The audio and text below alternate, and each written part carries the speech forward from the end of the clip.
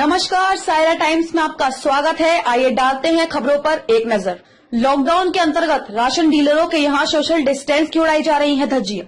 थाना छाता के अंतर्गत चौमुहा ब्लॉक के ग्राम नौगांव में राशन डीलर हक्को सिंह के यहां उड़ रही लॉकडाउन की धज्जियां एवं राशन बांटने में भी कर रहा है घोटाले के साथ मनमानी।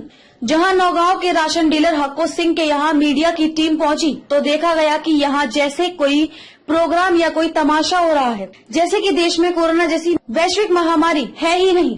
खुद राशन डीलर साहब के मुंह पर ना तो मास्क था, ना ही ग्लव्स और ना ही कोई सैनिटाइजर या साबुन की व्यवस्था। आखिर लोगों की जिंदगी के साथ ऐसा खिलवाड़ कब तक? वहीं लोगों ने यह भी आरोप लगाया कि राशन डीलर पूरा राशन नहीं देता है, उसमें प्रति कार्ड 1 यूनिट की कटौती करता है। ऐसे समय में एक तरफ देश में कोरोना जैसी महामारी से कोहराम मचा हुआ है, वहीं ऐसे लोगों की इंसानियत और संवेदना बिल्कुल ही मर चुकी है।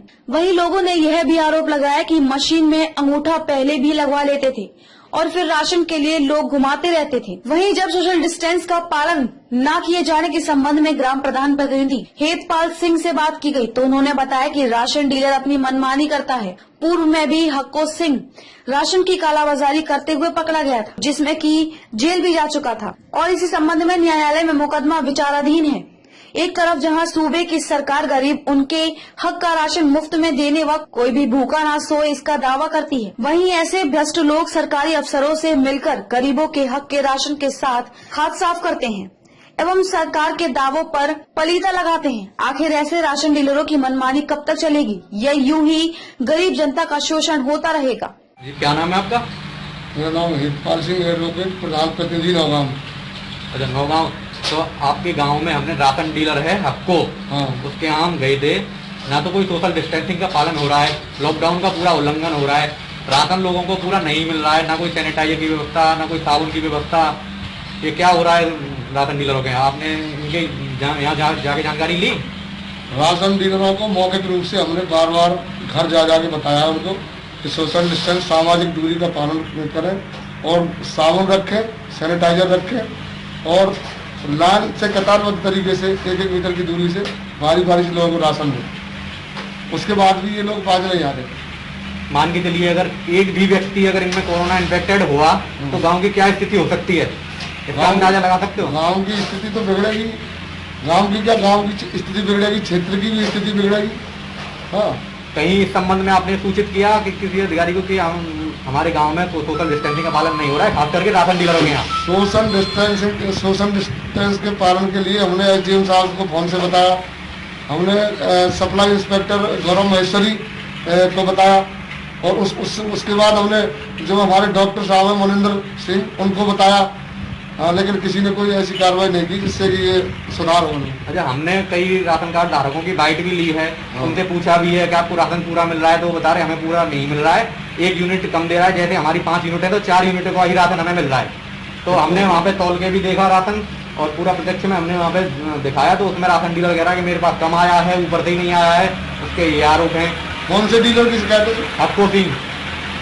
हक्को जो डीलर है इसको मैं बार बार मौखिक रूप से भी समझा चुका हूँ। इसकी इतनी शिकायत आ रही है पब्लिक के द्वारा कि ये किसी को राशन पूरा दे रहा है। पुलिस चौकी जैत क्षेत्र में वैष्णो देवी मंदिर के पीछे एक खुले खेत में व्यक्ति का जला शव मिलने से सनसनी फैल गई। आपको बता दें कि प्राप्त जानकारी के अनुसार वृंदावन रोड छठीगरा स्थित वैष्णो देवी मंदिर के समीप एक व्यक्ति की अजली लाश मिलने से हड़कंप मच गया है। ग्रामीणों ने इसकी सूचना जैत पुलिस को दी। देरी न करते हुए चौकी प्रभारी नवीन कुमार घटना स्थल पर पहुंचे और क्षेत्राधिकारी सदर रमेश कुमार तिवारी ने बताया कि एक व्यक्ति का जला शव मिला है जो कि अधिकांश जल चुका है। मृतक की अभी पहचान नहीं हो पाई है। पुलिस ने शव को कब्जे में लेकर पोस्टमार्टम के लिए भेज दिया है।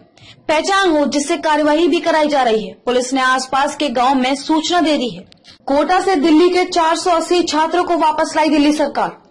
लॉकडाउन के दौरान कोटा राजस्थान में फंसे छात्रों को वापस लाने के लिए 40 बसें भेजी गई थी।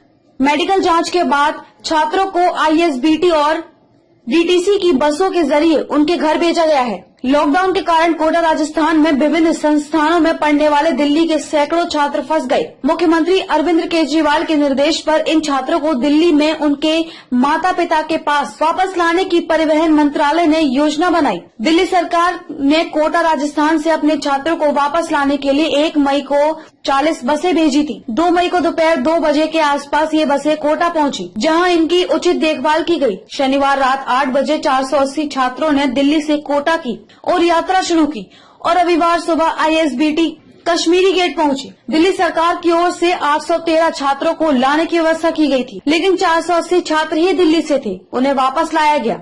शेष छात्र अन्य स्थानों से बताए गए हैं। ISBT कश्मीरी गेट पर दिल्ली के जिलों के लिए 11 काउंटर बनाए गए थे, जहां प्रत्येक छात्र को कोविड-19 के लिए 11 अलग अलग मेडिकल टीमों द्वारा एक डॉक्टर और पैरामेडिकल स्टाफ ने उचित जांच की। इसके अलावा हर जिलेवार काउंटर के सामने 6 फीट की दूरी पर 100 सर्कल बनाए गए थे, ताकि स्क्रीनिंग के दौरान सामाजिक दूरी के मानदंडों का ठीक से पालन किया जा सके। मेडिकल स्क्रीनिंग के बाद प्रत्येक छात्र को अपने विशिष्ट मार्ग के लिए समर्पित DTC बस नंबर को इंगित करते हुए एक कूपन दिया गया था। माता पिता को ISBT में नहीं आने के लिए कहा गया था, क्योंकि सरकार ने DTC बसों के माध्यम से उचित व्यवस्था की, ताकि यह सुनिश्चित हो सके कि प्रत्येक छात्र अपने अपने घरों में सुरक्षित पहुंच चुका है।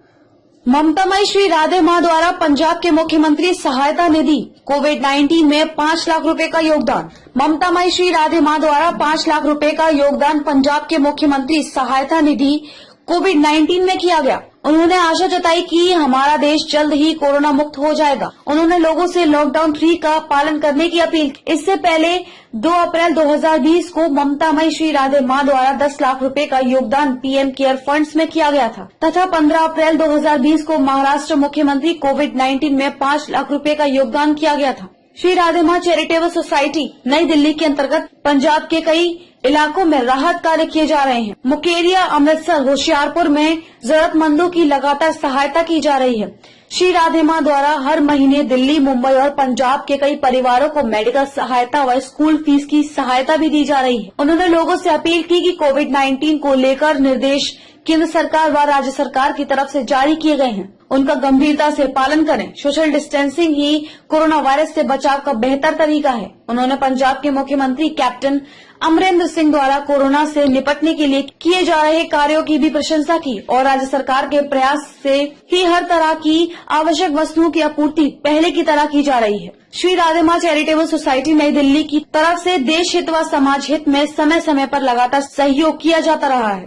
DGP गुप्तेश्वर पांडे का बड़ा बयान, बिहार में कहीं ग्रीन जोन नहीं, शाम 7 से सुबह 7 बजे तक होगा कर्फ्यू।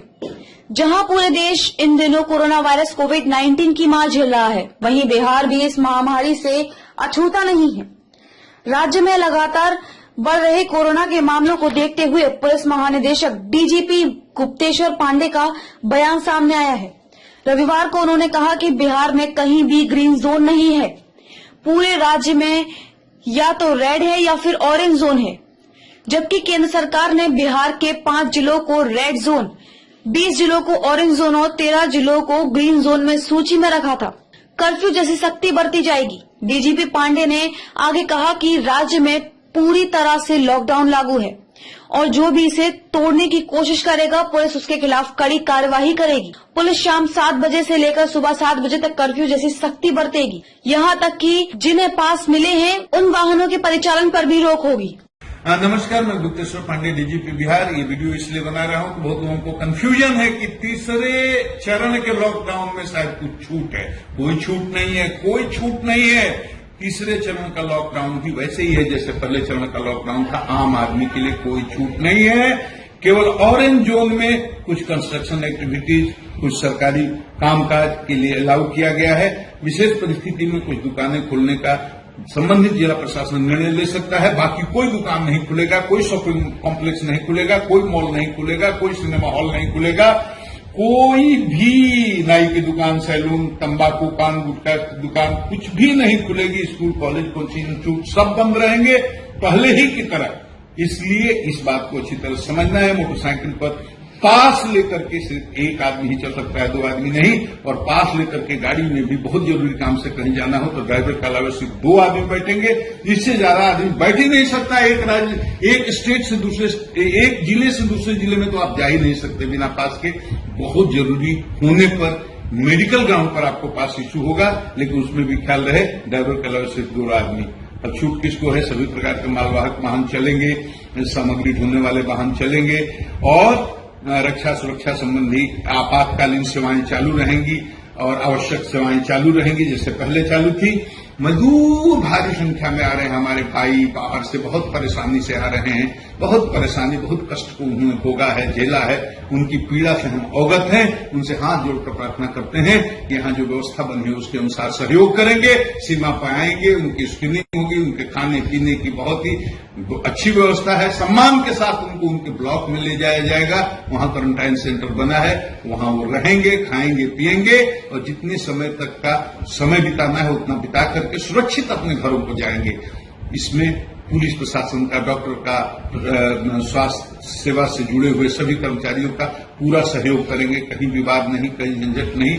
हमारे लोग भी बहुत कठिन परिस्थितियों में जान जोखिम में डाल करके काम कर रहे हैं। आपके प्रति पूरी हमदर्दी है, लेकिन हम आपको बचाने के लिए, बिहार को बचाने के लिए, इस देश को बचाने के लिए हम आप पर ये जागृति कर रहे हैं। हमें माफ कर देंगे लेकिन हमारा सहयोग करेंगे। बेटे बेटियां, छात्र छात्राएं देश के कोने कोने से आ रहे हैं, वो भारत के भविष्य हैं, भारत की तकदीर हैं, बिहार के आन बान शान हैं। उन्हें तो बहुत ही मर्यादा का, बहुत ही अनुशासन का पालन करना है। और पुलिस पर हमले भी कहीं कहीं हो जाते हैं। मैं उन लोगों को कहना चाहता हूं कि पुलिस पर, प्रशासन पर और मेडिकल के कर्मचारियों पर कोई भी अगर हमला करता है बहुत ही जघन्य अपराध है। उनके साथ सख्त कानूनी कार्रवाई की जाएगी। सैकड़ों लोगों को जेल में भेजा गया है और बाद में उनका गुंडा पंजी में भी नाम लिख दिया जाएगा ताकि आगे के लिए उनको बहुत परेशानी हो। और इसी तरह से सोशल मीडिया पर गलत पोस्ट करने वाले, सांप्रदायिक दंगा या फसाद की स्थिति पैदा करने वाले, नफरत फैलाने वाले जो पोस्ट करेंगे, सैकड़ों लोगों को हमने जेल भेज दिया। आप दिल्ली में हो, मुंबई में हो, अहमदाबाद में हो, देश के किसी कोने में हो, लेकिन इस तरह का पोस्ट अगर करते हैं मुकदमा होगा, आपको आज न कल पकड़ा जाएगा, गुंडा रजिस्टर में आपका नाम दर्ज होगा, आपका चार्जशीट करेंगे, स्पीडी ट्रायल कराएंगे। सांप्रदायिक सद्भाव को किसी भी हालत में बिहार में बिगड़ने नहीं दिया जाएगा। यह वीरों की धरती है, शांति की धरती है, अहिंसा की धरती है, बलिदानियों की धरती है। ये पीरों मौलवियों और साधु संतों, ऋषियों मुनियों की धरती है। इस धरती की गरिमा को बनाए रखने में हमारा सहयोग करें। और बिहार की जनता को मैं प्रणाम करता हूं कि आपके सहयोग से ये लॉकडाउन सफल हुआ है, आपके सहयोग से ही अभी तक बिहार बचा है। बचाएं, आगे वाला समय और खतरे का है, बहुत खतरा सामने है। अगर आप अगले 15-20 दिन तक बिहार को बचा लेंगे तो हम सब बच जाएंगे, बिहार बच जाएगा, ये देश बच जाएगा। आप सबको प्रणाम। खबरों का सिलसिला समाप्त हुआ। नमस्कार।